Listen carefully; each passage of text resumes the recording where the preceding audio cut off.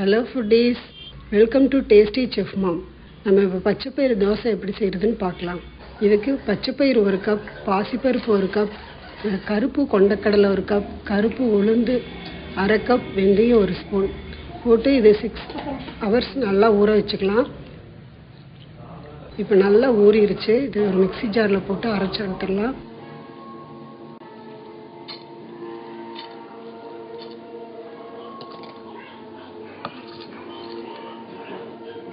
இது கூடவே 4 வரமிளகாய், 1 ஸ்பூன் சீரகம் போட்டு நல்லா நைஸாக அரைச்சிருவோம்.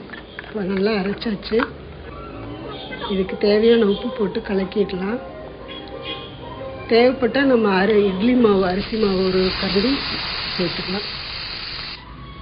கல் காஞ்சிருச்சு, நம்ம தோசை சுட்டுடலாம். இது ரொம்ப டேஸ்டியாக ஹெல்த்தியாக இருக்கும்.